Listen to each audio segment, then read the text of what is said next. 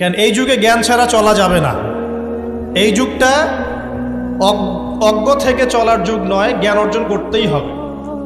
আর এই জ্ঞান অর্জন শুধু এককেন্দ্রিক করলে চলবে না, আপনাকে বহুমুখী শিক্ষায় শিক্ষিত হতেই হবে। অন্যথায় আপনি ওই যে বললাম আল্লাহর নূর, যেটা দিয়ে আপনি এখন বিশ্বকে দেখবেন, এটা অর্জন করতে পারবেন না। আরেকটা কথা বলে রাখি, অনেক ডিগ্রি সার্টিফিকেট অর্জন করার পরেও যদি মনের মধ্যে হিংসা আর অহংকার আর গীবত তহমতের সংস্কৃতি না যায়, ওই নোংরা কলবেও আল্লাহর নূর নাজিল হয় না। কথা বুঝাতে পারছি না? অনেক ডিগ্রি সার্টিফিকেট অর্জন করেছেন, তো মনের মধ্য থেকে এখনো হিংসাই যায় নাই, এখনো গীবত তহমতের সমালোচনার সংস্কৃতিই বর্জন করতে পারেন নাই, এখনো খোলা মনে সবাইকে ভাই মনে করতে পারছেন না। সংকীর্ণ মন, একটা ছোট মন নিয়ে ছোট লোকের মতো আপনি চলাফেরা করেন, এই মন নিয়ে চললে আল্লাহর নূর নাজিল হবে না। আল্লাহর নূর পেতে হলে মনটা প্রশস্ত হতে হবে, নিরহংকারপূর্ণ হতে হবে, কারো প্রতি হিংসা নাই, কারো প্রতি বিদ্বেষ নাই, কেউ আমার শত্রু না, মুসলিম ভাইরা সবাই আমার ভাই। উদার একটা যখন মন মানসিকতা থাকবে, নিরহংকারপূর্ণ মন থাকবে, জ্ঞান অনুযায়ী আমল হবে, সেজদায় কান্নাকাটি করবেন, আল্লাহর নূর চলে আসবে ইনশাআল্লাহ। আর এগুলো আসলে এখনকার সায়েন্স দিয়ে আমি ব্যাখ্যা করতে পারবো না, এগুলো আধ্যাত্মিক কথাবার্তা। আমাদের বাহ্যিক এই জগতের বাইরেও কিন্তু একটা জগৎ আছে, আমি মনে হয় বুঝাতে পারছি না। বারাকা, আল্লাহ পাকের বরকত কি দেখেছেন কখনো চোখ দিয়ে? আল্লাহ পাকের বরকত বলে একটা কথা আছে না? আছে না? আচ্ছা, বরকত কি জিনিস আপনি কি চোখে দেখতে পারেন? এমন একজন সালাফের কথা পড়লাম, যিনি 40 বছর বেঁচে ছিলেন। কত বছর? 40 বছর। এই 40 বছরে তিনি প্রায় 300টা বই লিখেছেন। কয়টা? 300টা। এখন বলেন, আমরা এখানে যারা বসে আছি অনেকে 40 পার করে ফেলছি না? আমরা এই 40 বছরে কিছু করতে পেরেছি? এই 40 বছরে একটা মানুষ 300টা বই লিখতে পারে? তাহলে আমরা বুঝতে পারছি যে তাদের সময়ের যে বরকত আর আমাদের হায়াতের বরকত এক না। বরকত সম্পূর্ণ ভিন্ন জিনিস, যেটা আমরা চাক্ষুষ দেখা জ্ঞান দিয়ে বিশ্লেষণ করতে পারবো না। পারবো না। আরো বোঝাচ্ছি, দেখুন রাসূলুল্লাহ সাল্লাল্লাহু আলাইহি ওয়াসাল্লাম সারাদিনে কত কাজ করতেন। তাহাজ্জুদ পড়তেন, শেষ রাত্রে উঠতেন, রাতের এক অংশ ঘুমাতেন, আরেক অংশ উঠতেন, উঠে তাহাজ্জুদে নামাজ পড়তেন, লম্বা কেরাত, মানে এক রাকাতে প্রায় 4 পারা কোরআন তেলাওয়াত করেছেন। এক রাকাতে 4 পারা। আমরা তো 4টা আয়াত পড়লেই একদম তাড়াতাড়ি রুকু করতে হবে, দাঁড়ায় থাকতে পারতেছি না। তাই নামাজ তো ডিজিটাল, এখন যুগের সাথে সাথে নামাজও কি ডিজিটাল। অনেক মসজিদে নামাজ পড়লে মনে হয় ইমাম সাহেব পেশাব পায়খানা চাপ নিয়ে নামাজ পড়াচ্ছে মনে হয়, তাড়াতাড়ি নামাজ শেষ করতে পারলে বাঁচে। আবার দেখা যায় মাঝে মাঝে যে নামাজ মানুষ পড়াচ্ছে, পড়তেছে না, মানে নামাজ পড়ানোর দায়িত্ব সে পালন করছে, নামাজ নিজে পড়তেছে না। তো এই ডিজিটাল নামাজ না। নবী সাল্লাল্লাহু আলাইহি ওয়াসাল্লাম এক রাকাতে 4 পারা কোরআন তেলাওয়াত করেছেন, প্রায় 4.5 পারা তাহাজ্জুদের নামাজে। তখনই তো গিয়ে পা ফুলবে। এই যে পা ফুলতো, এমনি এমনি পা ফোলে? কতক্ষণ দাঁড়ায় থাকলে একটা মানুষের পা ফোলে? তো নবী সাল্লাল্লাহু আলাইহি ওয়াসাল্লামের পা ফুলে যেত, পা মোবারক ফুলে যেত। লম্বা সালাত পড়তেন, সালাতের পরে আবার কিছুক্ষণ ডান কাতে শুয়ে থাকতেন সুন্নত পড়ে। বেলাল রাদিয়াল্লাহু আনহু এসে ডাক দিতেন, তিনি গিয়ে মসজিদ নববীতে নামাজ পড়াতেন। ফজরের নামাজও হতো লম্বা, কেরাত হতো লম্বা। নামাজের পরে আবার সাহাবীদের সাথে কথাবার্তা বলতেন, দ্বীনি বিষয়ে মোজাকারা করতেন। তারপরে ইশরাকের নামাজ পড়তেন, চাশতের নামাজ পড়তেন, পরিবারের দেখাশোনা করতেন, দিন প্রচার করতেন, রুজি রুটির ব্যাপার ছিল। এই সারাদিন যে এতগুলো কাজ তিনি করতেন, একদিনে একটা মানুষ এত কাজ করতে পারে? তো নবী সাল্লাল্লাহু আলাইহি ওয়াসাল্লামের জীবনের বরকত আমার জীবনের বরকত কি সমান? তাহলে বলেন, বরকত কি আমি চাক্ষুষ জ্ঞান দিয়ে প্রমাণ করতে পারবো? এরকম অনেক বিষয় আছে ইসলামে যেটা চাক্ষুষ জ্ঞান দিয়ে প্রমাণ করা যায় না। কবরের আযাব দেখেছেন? কেউ কি প্রমাণ করতে পারবে? আপনি কি ফেরেশতাকে দেখেছেন যারা এখন এখানে ঘিরে রেখেছে জায়গাটা? এই জায়গাটা কি ফেরেশতারা ঘিরে রাখে নাই? আল্লাহ রাসূল কি সেই কথা বলেন নাই? কিন্তু আমরা কি প্রমাণ করতে পারবো এখন? আপনি চাক্ষুষ জ্ঞান দিয়ে পারবেন না। কবরের আযাব প্রমাণ করতে পারবেন না। স্বপ্ন মাঝে মাঝে দেখেন, সত্য হয় কি হয় না? মুমিনের স্বপ্ন সত্যি হবে কি হবে না? আখিরুজ জামানে মুমিনের স্বপ্ন বেশি বেশি সত্য হবে। তো সত্য স্বপ্নের কি ব্যাখ্যা দিবেন? কোনো ব্যাখ্যা নাই। আপনি কি জান্নাত জাহান্নাম দেখেছেন? দেখেন নাই। মিজান পুলসিরাত দেখেছেন? রূহ, আপনার শরীরে একটা রূহ আছে, আত্মা, এটা কি দেখেছেন? এখন এই যে বিষয়গুলো দেখা যায় না, আধ্যাত্মিকত্ব, বারাকা, আল্লাহর নূর, কবরের আযাব, পরকাল, ফেরেশতা, জিনজাতি, তো এগুলোকে আমরা তো বাহ্যিক জ্ঞান দিয়ে ব্যাখ্যা করতে পারবো না, পারবো? তাই বলে কি এগুলোর অস্তিত্ব নাই? বলেন, এগুলোর অস্তিত্ব আছে কি নাই? যদি এগুলোর অস্তিত্ব কেউ বিজ্ঞান দিয়ে প্রমাণ করতে চায়, পারবে? যুক্তি দিয়ে প্রমাণ করতে চাইলে পারবে? কোনো দর্শন দিয়ে প্রমাণ করতে চাইলে পারবে? পারবে না। তাহলে এখানে একটা বিষয় হচ্ছে, আল্লাহর পক্ষ থেকে যা নাজিল হয়েছে চোখ বন্ধ করে বিশ্বাস করতে হবে।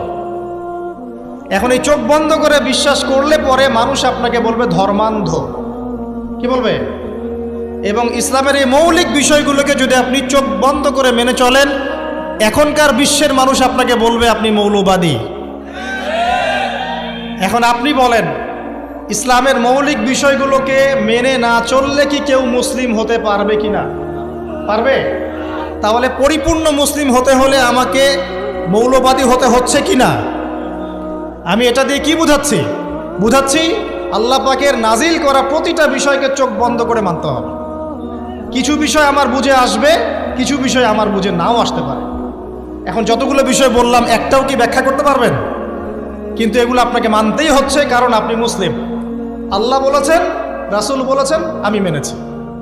এখন আমার জ্ঞান কি আল্লাহ এবং তার রাসূলের জ্ঞানের চেয়ে বেশি না কম? এই পুরো মহাবিশ্ব যিনি পরিচালনা করছেন তার জ্ঞান বেশি না আমার জ্ঞান বেশি? এই পুরো মহাবিশ্বের শত কোটি গ্যালাক্সি আছে, এক একটা গ্যালাক্সিতে হাজার হাজার সৌরজগৎ আছে।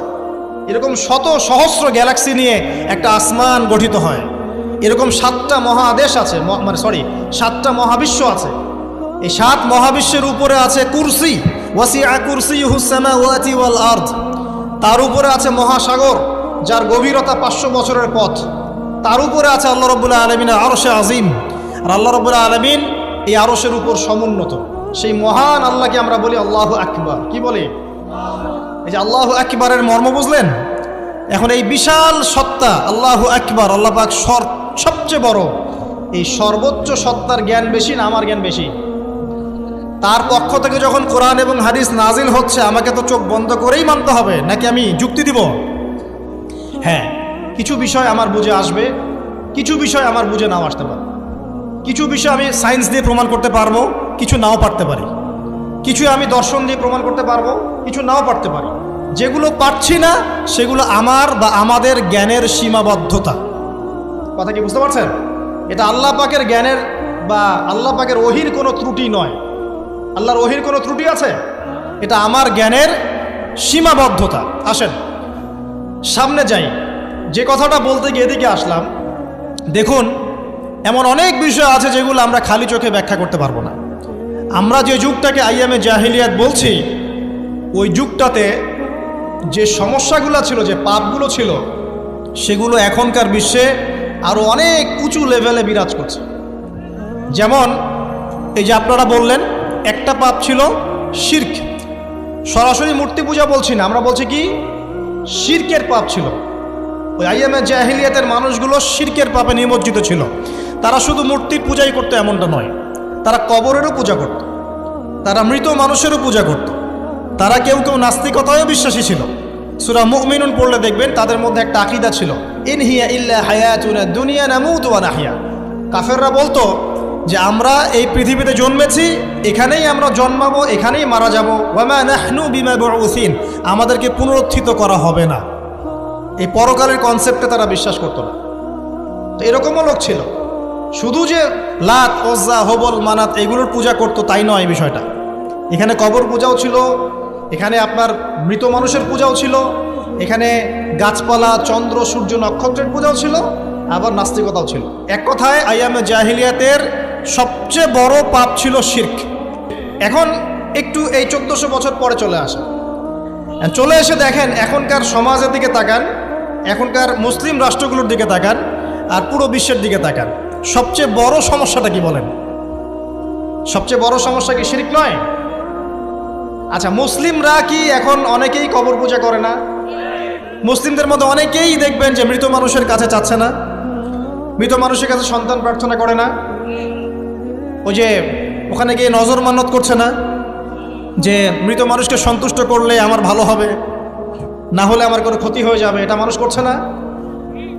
মুসলিমদের মধ্যে বহু মানুষ আল্লাহর হালালকে হারাম করছে না, আল্লাহর হারামকে হালাল করে নিচ্ছে না, এটাও কিন্তু শিরক। আপনি কি জানেন যে আল্লাহর হালালকে হারাম করলে শিরক হয়? আল্লাহর হারামকে হালাল করলে শিরক হয়? সুদ হালাল না হারাম? না, সুদ তো ফরজ। সুদ হালাল না হারাম? সুদ তো এখনকার বিশ্বে ফরজ। সুদ ছাড়া এই বিশ্ব চলবে না। আপনি ঠিক বলছেন, কিন্তু সুদ ছাড়া এই বিশ্ব চলে না। যে কোনো কিছু করতে গেলে সুদ লাগবে। তো এখন যে সবাই এটাকে হালাল করে নিচ্ছে, এটা কি হচ্ছে? আল্লাহর হারামকে মানুষ হালাল করছে না? আচ্ছা বলেন, মদ হারাম না হালাল? বলেন। মদ তো ওয়াজিব নাকি? যুব সমাজে তো মদ না খেলে চলেই না। মদ খায় না এমন যুব সমাজের সংখ্যা বেশি, না খায় তার সংখ্যা বেশি? কয়টা ছেলে আছে স্মোক করে না? বলেন, কয়টা ছেলে দেখাতে পারবেন যারা স্মোক করে না? এখানে কারা কারা স্মোক করেন না? মাশাআল্লাহ, আলহামদুলিল্লাহ, মাশাআল্লাহ। হাত নামান, হাত নামান, হাত নামান। আল্লাহ পাক আপনাদের রক্তে এবং মাংসে বরকত দান করুন, দোয়া করি। যদি আপনি কোনো কমিউনিটির মধ্যে দেখাতে পারেন যে তারা মাদক থেকে দূরে আছে, তারা শুধুমাত্র ইসলামিক কমিউনিটি, অন্য কোনো কমিউনিটি না। যদি আপনি মাদক মুক্ত কোনো ক্যাম্পাস দেখাতে পারেন, সেটা হবে মাদ্রাসা। যদি পর্ন মুক্ত ক্যাম্পাস দেখাতে পারেন, দেখাতে হবে মাদ্রাসাকে। এখানে বিষয়টা হচ্ছে, যারা ইসলাম প্র্যাকটিস করে, কোরআন এবং সুন্নাহর বুঝ যাদের মধ্যে আছে, যাদের মধ্যে আল্লাহর ভয় আছে, এরা কখনো সুদ খাবে?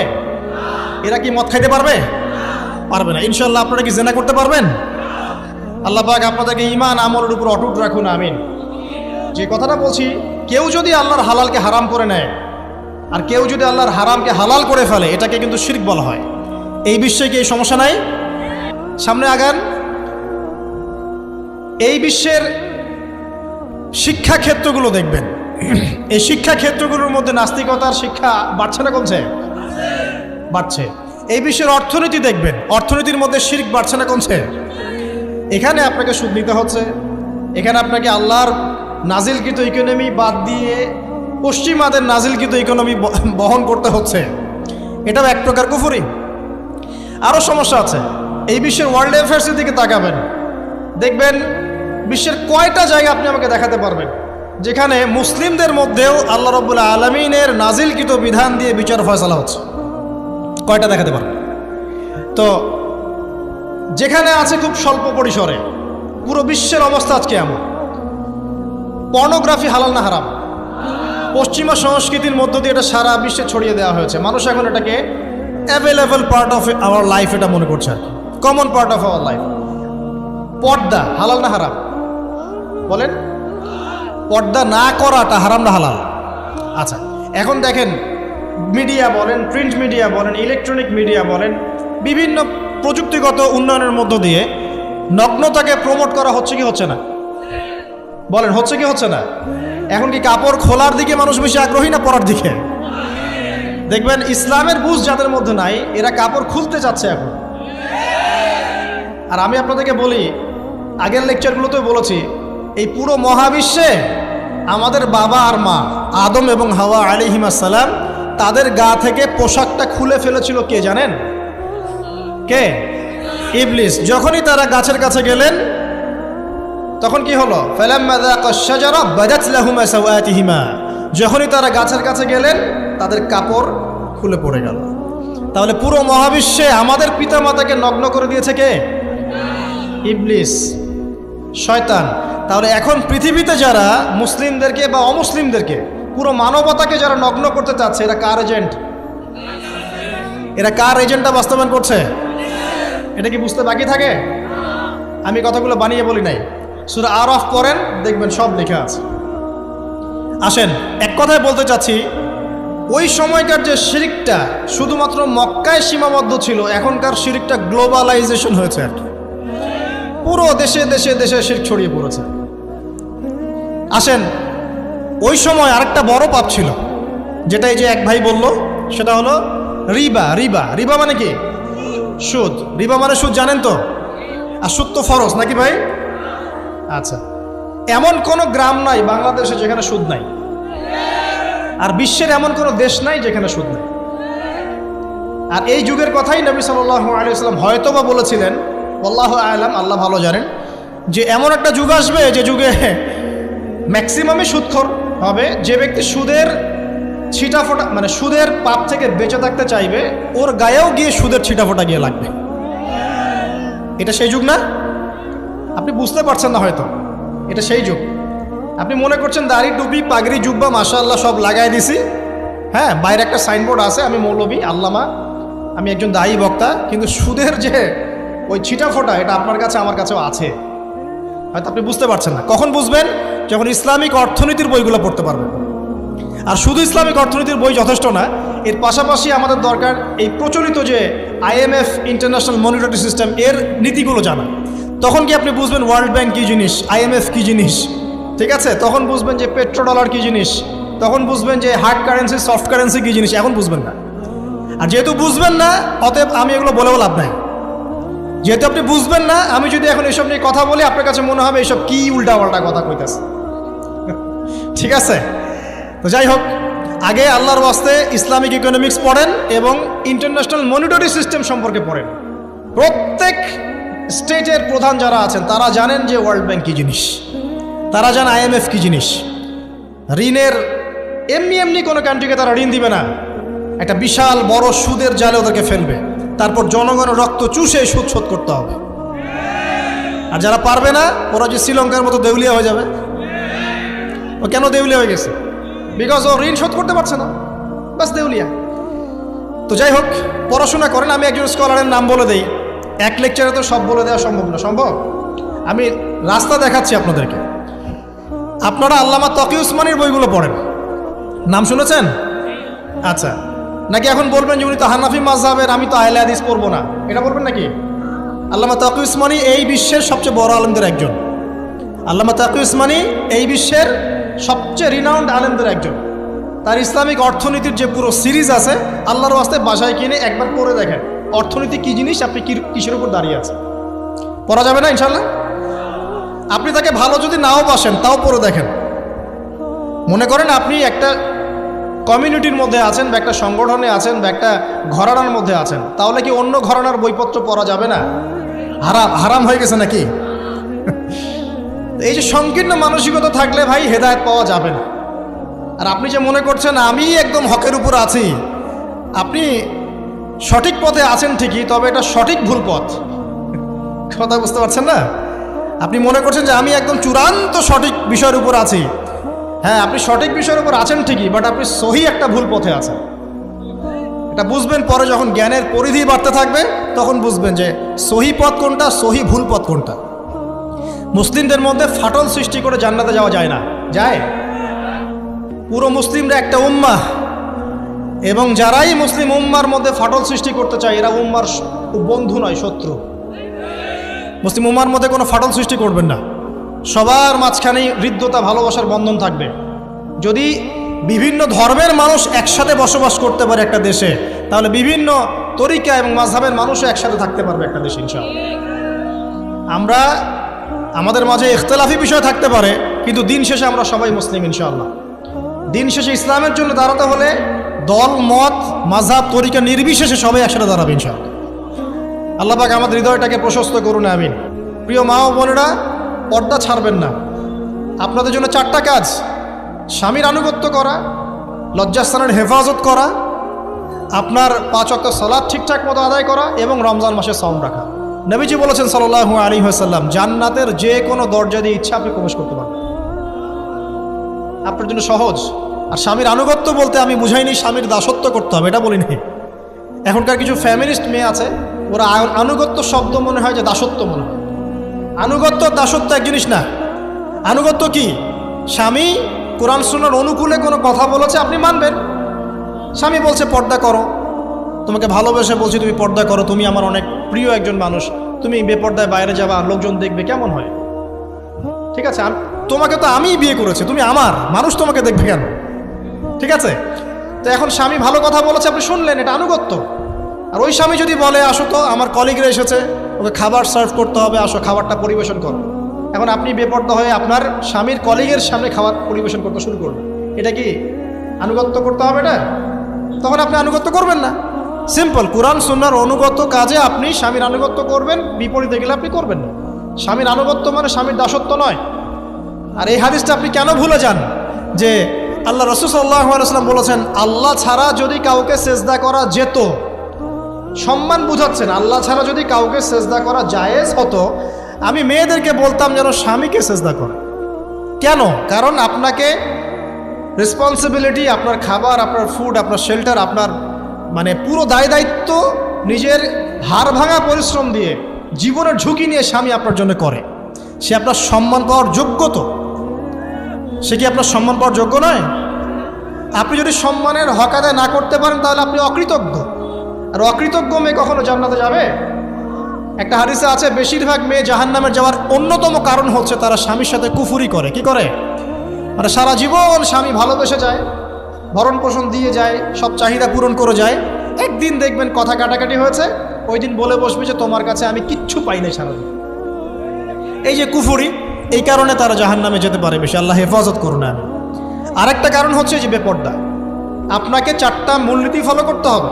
1, এমন কোনো পোশাক পরবেন না যে পোশাকটা আটো সাটো, যেটা পরলে আপনার গায়ের কাঠামো বোঝা যায়।